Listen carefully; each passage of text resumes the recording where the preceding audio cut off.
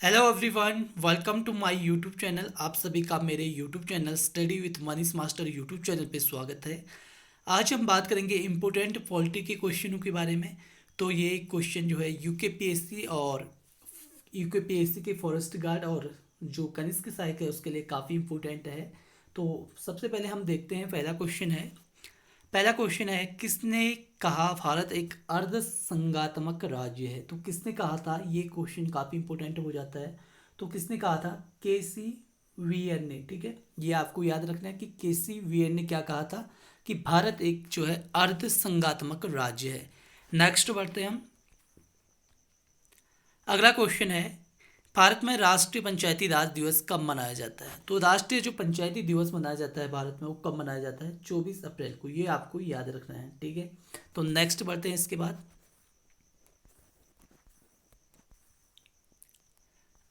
अगला क्वेश्चन है भारत में जो भारत का संविधान है उसकी प्रस्तावना का जो विधिक स्वरूप है वो क्या है। देखिए, चार ऑप्शन दे रखे हैं इसमें। यह लागू किया जा सकता है, यह लागू नहीं किया जा सकता है, विशेष परिस्थितियों में लागू किया जा सकता है, उपरोक्त में से कोई नहीं। देखिए, इस टाइप के क्वेश्चन कई बार पूछ लिया जाता है तो हम उसमें जो है काफ़ी कंफ्यूज हो जाते हैं। तो इसका राइट आंसर क्या हो जाएगा आपका? यह लागू नहीं किया जा सकता है। ठीक है, तो भारत का जो संविधान की जो प्रस्तावना है उसका विधिक स्वरूप क्या है? यह लागू नहीं किया जा सकता है। तो नेक्स्ट बढ़ते हैं हम इसके बाद।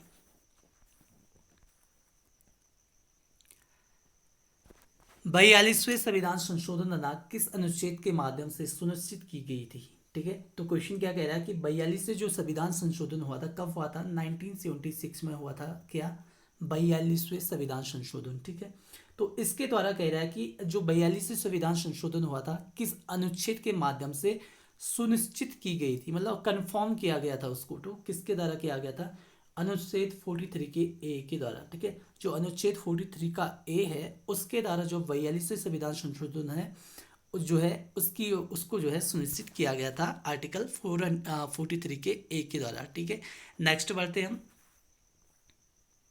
इसके बाद अगला क्वेश्चन है भारत में नियोजित विकास का विरोध किसने किया। तो भारत में जो नियोजित विकास है इसका विरोध किसने किया था? ये किया था महात्मा गांधी ने किया था। ठीक है, ये आपका राइट आंसर हो जाएगा कि महात्मा गांधी ने भारत में जो है नियोजित विकास का विरोध किया था। नेक्स्ट बढ़ते हैं हम।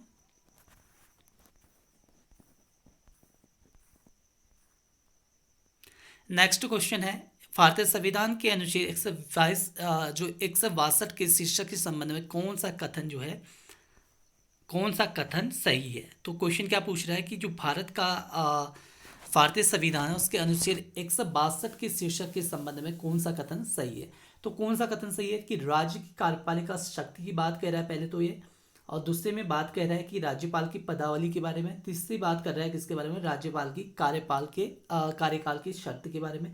तो इसमें से कौन सा कथन सही हो जाएगा आपका? राइट हो जाएगा, राज्य की जो कार्यपालिका है शक्ति का विस्तार के बारे में। ठीक है, किस आर्टिकल में आता है? आर्टिकल 162 में। ठीक है, आर्टिकल 162 किससे संबंधित है ये क्वेश्चन पूछ सकता है, तो वो है राज्य की कार्यपालिका शक्ति का विस्तार के बारे में।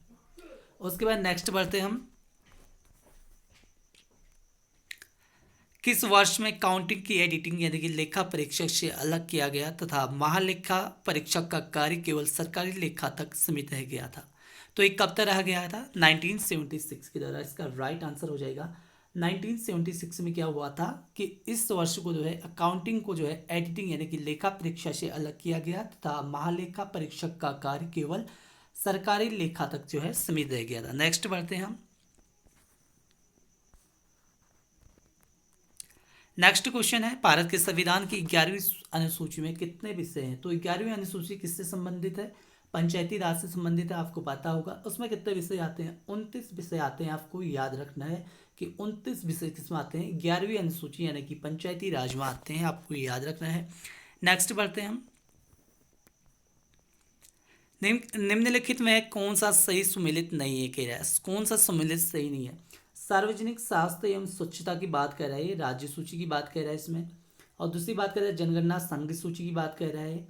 दल बदल विरोधी की बात कर रहा है, ये 10वीं अनुसूची में की बात कर रहा है।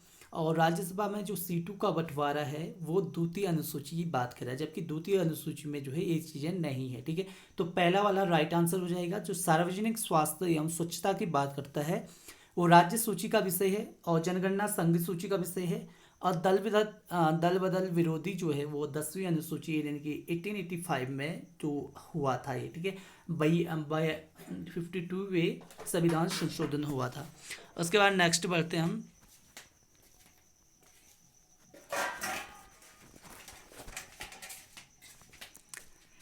भारतीय संविधान की जो छठी अनुसूची है उसके प्रावधान निम्न में से लागू होते हैं। तो किस में होते हैं? ये त्रिपुरा में होते हैं। राइट आंसर त्रिपुरा आ जाएगा। देखिए त्रिपुरा में होते हैं छठी जो अनुसूची है।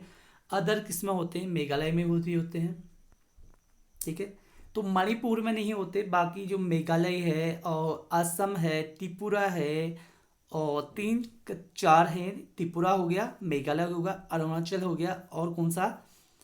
अरुणाचल, त्रिपुरा, मेघालय, और क्या हो गया एक जिसका नाम क्या है? मेघालय, अरुणाचल और त्रिपुरा और असम, ठीक है। ये चार राज्य ऐसे हैं जिसमें जो है छठी अनुसूची के प्रावधान किए गए हैं। नेक्स्ट बढ़ते हैं हम।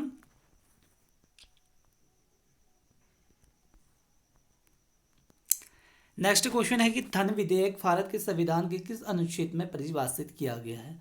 तो धन विधेयक के बारे में जो है आर्टिकल आता है कौन सा? 110 का, ठीक है। अनुच्छेद 110 का क्या आता है आपका? उसमें जो है क्या है? धन विधेयक भारत के संविधान के बारे में बताता है कि धन विधेयक के बारे में, ठीक है। एक बात याद रख लेना आप कि जो धन विधेयक होता है वो वित्त विधेयक होता है, पर वित्त विधेयक धन विधेयक नहीं होता है, ठीक है। इससे आपको याद रखना है। क्या बात बताया मैंने आपको? धन विधेयक जो है वित्त विधेयक होता है, पर वित्त विधेयक धन विधेयक नहीं होता है। नेक्स्ट बढ़ते हैं हम। भारतीय भाषाओं का केंद्र संस्थान निम्न में से किस स्थान पर स्थित है? तो भारतीय जो भाषाओं का केंद्र स्थान है, संस्थान, और निम्न में से किस स्थान पर है? वो है आपका मैसूर में। ये आपको याद रखना है। तो भारतीय भाषाओं का केंद्र संस्थान कहाँ पे? आपके मैसूर में है। ये आपको याद रखना है। नेक्स्ट बढ़ते हैं हम। कह रहा है कि प्रधानमंत्री कार्यालय पीएमओ के संबंध में निम्नलिखित में से कौन सा कथन सत्य है? 1977 में अस्तित्व में आया, इसका पहला जो आंसर है। दूसरा कह रहा है कि इसका प्रधान जो है कैबिनेट सचिव होता है। तो नीचे दिए गए कोड में से कौन सा सही है कह रहा है? तो केवल एक ही सही है, ठीक है। जो पीएमओ की बात करेंगे हम उसको, तो पहला वाला आंसर जो है राइट हो जाएगा कि 1977 में ये अस्तित्व में आया था। दूसरा क्वेश्चन कह रहा है इसका प्रधान कैबिनेट सचिव होता है। तो पीएमओ का जो सचिव होता है वो कैबिनेट सचिव नहीं होता है, आपको याद रखना है, ठीक है। उसके बाद नेक्स्ट बढ़ते हैं हम। 14 वाला क्वेश्चन कह रहा है कि इसमें से कौन सा जो है सुमेलित नहीं है, ठीक है। तो बंदी प्रशिक्षण की बात करता है। तो to have the body of, यानी कि जो वहाँ पे बंदी प्रशिक्षण जो है किस पे जो है जारी किया जाता है? आपने पढ़ा हुआ इसके बारे में। तो कह रहा है कि उसके बारे में जो वहाँ पे उपस्थित हुआ, ठीक है, उसके बारे में कि किस कारण से आपने इसको जो है किसी व्यक्ति को, जो न्यायालय जो है पूछता है कि किस कारण से आपने इस व्यक्ति को जो है यहाँ पे जो है कटघरे में जो है लाए हो, ठीक है। 24 घंटे के अंदर जो बताना पड़ता है। परमादेश क्या होता है? जो उच्च न्यायालय, जो अधीनस्थ उच्च न्यायालय हो अपने अधीनस्थों से पूछ रहा है कि किस कारण जो है आप इस पे जो है कार्य जो है परमादेश की जो है अपने उनको जो है कार्य करने की जो है बारे में बताता है कि ऐसा कार्य करना है करके, उस जरूरत से उसे हम क्या कहेंगे? परमादेश कहेंगे। प्रतिच्छेद किसे कहते हैं? तो टू वी सर्टिफिकेट कहा इसमें, तो ये गलत हो जाएगा। अधिकार परीक्षा की बात करता है। बाय व्हाट अथॉरिटी, मतलब किस कारण से आप यहाँ पे काम कर रहे हैं, ये चीज़ें पूछता है वो कि किस अधिकार से आप जो है सरकारी उसमें या एनुअल उसमें जो है काम कर रहे हैं, ये चीज़ें पूछता है, ठीक है। प्रतिच्छेद के बारे में जो है टू वी सर्टिफिकेट लिखा इसने, तो ये राइट हो जाएगा कि ये गलत है, ठीक है। आपको तीन जो है इसके बारे में भी पढ़ना पड़ेगा। ये 6 है मेरे ख्याल से, ये इसको आपको याद रखना है, ठीक है। नेक्स्ट बढ़ते हैं हम। नेक्स्ट क्वेश्चन है आपका, काफ़ी इम्पोर्टेंट क्वेश्चन है ये। तो ये क्वेश्चन कह रहा है कि नीचे धीरे कथन में ए तथा दूसरे को आर और कारण कहा गया है। देखिए केंद्रीय कानूनों का संवैधानिक वैधता के संबंध में भारत के सर्वोच्च न्यायालय की अन्य अधिकारिता है। दूसरा कह रहा है सर्वोच्च न्यायालय भारत संविधान का संरक्षक है। तो क्या होगा इस पर राइट आंसर? तो किंतु इसमें जो ऑप्शन दे रखे हैं इसने कहा कि ए गलत है, ठीक है, ए गलत है किंतु आर सही है। तो आर सही है, कह रहा है कि सर्वोच्च न्यायालय जो है भारतीय संविधान का संरक्षक होता है। बिल्कुल होता है, आपने पढ़ा होगा इसके बारे में। तो काफ़ी इंपॉर्टेंट है आज का सीरीज। जो केंद्र ऊपर का देखेंगे हम, केंद्र कानूनों का संवैधानिक वैधता के संबंध भारत के सर्वोच्च न्यायालयों के अन्य अधिकारी होते हैं, ये गलत हो जाएगा आपका, ठीक है। तो इन चीज़ों के बारे में आपको जानना है, तो आज के लिए 15 क्वेश्चन काफ़ी इंपॉर्टेंट थे गाइस, और जो आने वाले एग्ज़ाम है उसके लिए काफ़ी इंपॉर्टेंट है। मैं आपसे कहूँगा कि ज़्यादातर किताबों से पढ़िए, क्योंकि किताबों से आपको जो है ज़्यादातर इससे नॉलेज होगा, क्योंकि जो ये यूट्यूब होता है इससे जो है शायद 5-10 मिनट के लिए देखना चाहिए, बट जो है ये काफ़ी लाभदायक नहीं है। मिलते हैं नेक्स्ट वीडियो में, और बने रहने के लिए धन्यवाद।